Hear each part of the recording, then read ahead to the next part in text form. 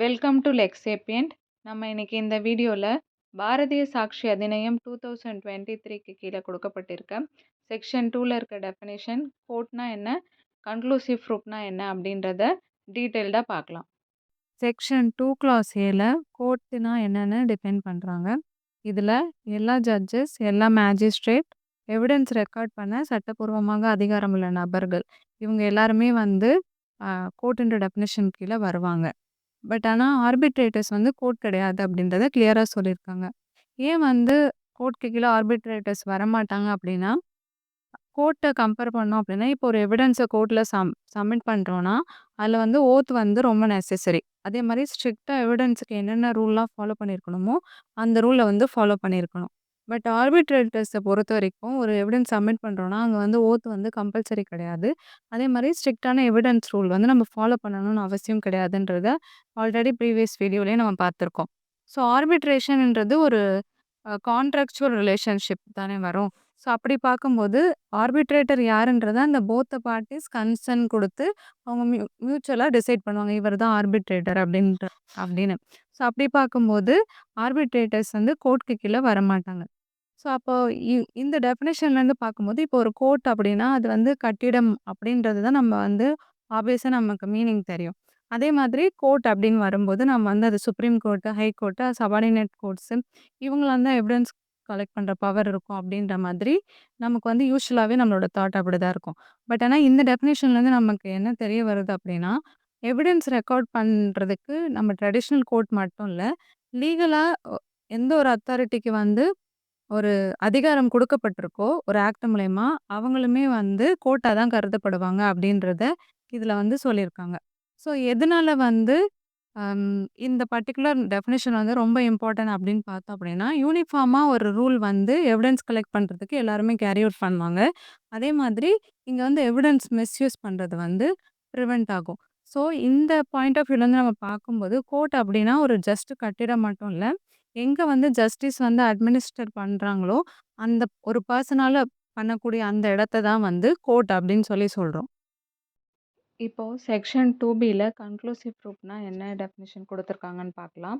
ஒரு ஆக்டில் ஒரு ஃபேக்ட்டு செகண்ட் ஃபேக்டை கன்க்ளூசிவ் ப்ரூஃப் அப்படின்னு சொல்லியிருந்துச்சு அப்படின்னா, இந்த ஃபஸ்ட்டு ஃபேக்டை நம்ம ப்ரூவ் பண்ண உடனே கோர்ட் செகண்ட் ஃபேக்டும் ப்ரூவ் ஆனதாக எடுத்துக்கணும். ஸோ இந்த இடத்துல கோர்ட் இல்லை செகண்ட் ஃபேக்ட்டுக்கு நீங்கள் திரும்ப எவிடன்ஸ் சப்மிட் பண்ணணும் அப்படின்ற அந்த சாய்ஸ் கோர்ட்டுக்கு கிடையாது. அதே போல் இப்போ செகண்ட் ஃபேக்ட் மறுப்பதுக்காக எந்த ஒரு எவிடன்ஸையும் சப்மிட் செய்யறதுக்கு ஆப்போனண்ட் பார்ட்டிக்கு அனுமதி வழங்கக்கூடாது. ஸோ இதுதான் இந்த டெஃபினேஷனில் கொடுத்துருப்பாங்க. ஸோ ஏன் இந்த கன்க்ளூசிவ் ப்ரூஃபோட டெஃபினேஷன் ரொம்ப இம்பார்ட்டண்ட் அப்படின்னு பார்த்தோன்னா, இந்த இதில் ஃபைனாலிட்டின்ற அந்த ஒரு கான்செப்ட் இருக்கும். அதாவது ஒன்ஸ் ப்ரூஃப் ஆயிடுச்சுன்னா ப்ரூவ் ஆனது தான். ஸோ இந்த இடத்துல கொஸ்டினே பண்ண முடியாது. அதே மாதிரி ரெப்யூட்டல் எவிடன்ஸ் கிடையாது. ஸோ ரெப்யூட்டல் எவிடன்ஸ்னால் என்னென்னா, இப்போ ஒரு ஃபேக்ட்டை மறுப்பதற்காக ஒரு எவிடன்ஸ் சப்மிட் பண்ணுறதுக்கு பேர் தான் ரெப்யூட்டல். ஸோ அதே மாதிரி இந்த இடத்துல ஜட்ஜுக்கு டிஸ்க்ரிஷன் பவர் கிடையாது. ஸோ ஒன்ஸ் ஒரு ஃபேக்ட் ப்ரூவ் ஆயிடுச்சு அப்படின்னா ஆட்டோமேட்டிக்காக செகண்ட் ஃபேக்ட்டும் ப்ரூவ் ஆனதா அர்த்தம். ஸோ இது எப்போ இந்த கன்க்ளூசிவ் ப்ரூஃப் அப்ளை ஆகும் அப்படின்னு பார்த்தோம் அப்படின்னா, ஒரு ஆக்டில் கிளியராக டிக்ளேர் பண்ணியிருக்கணும். ஸோ இது கன்க்ளூசிவ் ப்ரூஃபா ஆப்ரேட் ஆகும் அப்படின்றது. 2 இல்லஸ்ட்ரேஷன் மூலயமா கன்க்ளூசிவ் ப்ரூஃபை டீட்டெயில்டாக பார்க்கலாம். இப்போது ஒரு மேரேஜ் நடந்து குழந்தை பிறந்திருக்கு அப்படின்னா, இப்போ அந்த சைல்டு லெஜிட்டிமேட் ஆர் நாட் அப்படின்றத இப்போ நான் ப்ரூவ் பண்ணணும்னா, இப்போ நான் என்ன பண்ணணும்? ஸோ ஃபஸ்ட்டு என்கிட்ட இருக்க ஃபேக்ட் என்னன்னா, மேரேஜ் நடந்திருக்கு.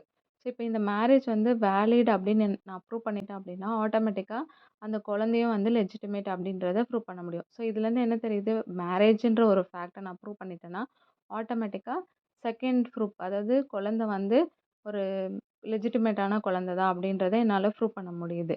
ஸோ இந்த இடத்துல நான் டிஎன்ஏ டெஸ்ட்டுக்கு கோர்ட் அலோவ் பண்ணலாமா அப்படின்னு கேட்டால் அலோவ் பண்ணக்கூடாது. ஏன்னா ஆல்ரெடி அது கன்க்ளூசிவ் ப்ரூஃபாக வந்துருச்சு. ஸோ அதனால் இந்த இடத்துல கோர்ட் டிஎன்ஏ டெஸ்ட்டுக்கோ இல்லை வேறு ஏதோ ஒரு எவிடன்ஸையோ சப்மிட் பண்ணுறதுக்கு அலோவ் பண்ணக்கூடாது. இதே நம்ம 2வது இல்லஸ்ட்ரேஷன் எடுத்துக்கிட்டோம் அப்படின்னா, ப்ரிசம்ப்ஷன் ஆஃப் டெத்தில் இப்போ ஒரு பர்சன் 7 வருஷமாக காணாமல் போயிருக்காரு. ஸோ அந்த பர்சனை பற்றி யூஷுவலாக அவரோட ஃபேமிலி, ஃப்ரெண்ட்ஸ், ரிலேட்டிவ்ஸ் யாருக்குமே தெரியாத பட்சத்தில் கோர்ட் அந்த பெர்சன் வந்து இறந்து போனதா அஸ்யூம் பண்ணிக்கலாம். பட் ஆனா, அந்த பெர்சன் எப்படி இறந்தாரு, எப்ப இறந்தாரு அப்படின்றத வந்து கோர்ட் வந்து ப்ரிசூம் பண்ண முடியாது. ஸோ இந்த இடத்துல வந்து பிரிசம்ப்ஷன் ஆஃப் டெத்ன்றது வந்து கன்க்ளூசிவ் ப்ரூஃப் கிடையாது. இட்ஸ் ஜஸ்ட் அ ரெப்யூட்டல் பிரிசம்ப்ஷன் தான். எவிடன்ஸ நம்ம வந்து திரும்பவும் சப்மிட் பண்ணி, இந்த பெர்சன் வந்து சாகல, உயிரோட தான் இருக்காரு அப்படின்றத ப்ரூவ் பண்ண முடியும். ஸோ இதுதான் வந்து கன்க்ளூசிவ் ப்ரூஃப்க்கும் நா ஆர்டினரி ஆர்டினரி ப்ரூஃப்க்குமான டிஃபரன்ஸ்.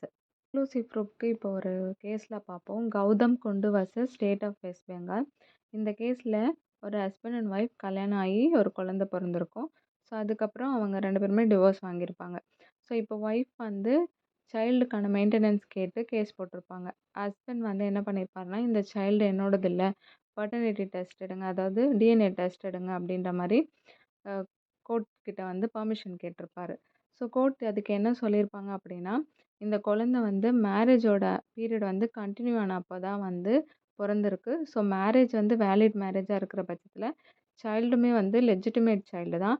ஸோ அது வந்து ஒரு கன்க்ளூசிவ் லீகல் ப்ரூஃபா இருக்கு. ஸோ அப்படி இருக்கும்போது ஒரு சயின்டிஃபிக் எவிடன்ஸ வச்சு, இத எங்களால வந்து டெஸ்ட்ராய் பண்ண முடியாது அப்படின்னு சொல்லி டிஎன்ஏ டெஸ்ட் எடுக்கிறதுக்கு ரெஃப்யூஸ் பண்ணியிருப்பாங்க. செக்ஷன் 35க்கும் செக்ஷன் 2பிக்கும் என்ன லிங்க்ன்னு பார்ப்போம். இப்போ செக்ஷன் 35க்கு கீழ ஒரு காம்பிட்டன்ட் கோர்ட் வந்து ஒரு பெர்சனையோ இல்ல ஏதாவது ஒரு திங்ஸையோ அதோட லீகல் ஸ்டேட்டஸ் வந்து டிக்ளேர் பண்ணிட்டாங்க அப்படின்னா, அந்த ஜட்ஜ்மெண்ட் வந்து ஜட்ஜ்மெண்ட் இன் ரெம்னு சொல்லுவாங்க. ஸோ ஜட்ஜ்மெண்ட் இன் ரெம்னா ஒண்ணும் இல்ல. It is binding to all the people. எல்லாருக்குமே அது அப்ளிகபிள் ஆகும். ஒரு பர்ட்டிகுலர் பெர்சனுக்கு அப்ளிகபிள் ஆகும் அப்படின்றத நம்ம சொல்ல முடியாது. So it is binding to all the people in the world அப்படின்றது தான் அர்த்தம். ஸோ அப்படி பார்க்கும்போது இப்போ ஒரு ஜட்ஜ்மெண்ட் வந்து ஜட்ஜ்மெண்ட் இன் ரெம் அப்படின்னு சொல்லணும் அப்படின்னா, கண்டிப்பா அதில ஒரு ரெலவன்சி இருக்கணும். அதே மாதிரி கன்க்ளூசிவ் ப்ரூஃப் இருக்கணும். ஸோ அப்படி பார்த்தோம்னா, அதுக்கு சில எக்ஸாம்பிள்ஸா வந்து என்ன சொல்லியிருக்காங்கன்னா, மேரேஜு, அப்புறம் இன்சால்வன்சி, ப்ரொபேட் இது எல்லாமே வந்து கன்க்ளூசிவ் ப்ரூஃபா தான் வரும். ஸோ ஒன்ஸ் இது ப்ரூவ்டுனா ப்ரூவ்டு தான். ஸோ அதுக்கப்புறம் இதுக்கு வந்து இன்னொரு எவிடன்ஸ குடுத்து அத வந்து டிஸ்ப்ரூவ் பண்றதுக்கு அலோ பண்ண மாட்டாங்க. So most of the time வந்து ஜட்ஜ்மெண்ட் இன் ரெம் அப்படின்ற அந்த கான்செப்ட் நம்ம படிக்கும்போது, அந்த இடத்துல வந்து கன்க்ளூசிவ் ப்ரூஃப் வந்து வரும் அப்படின்றது தான் வந்து இந்த 2 செக்ஷனுக்குமான தொடர்பு. ஸோ செக்ஷன் 35 படிக்கும்போது நம்ம இன்னும் டீட்டெயில்டா அத பத்தி பார்ப்போம். Hope this video useful. Stay tuned for more videos. Thank you.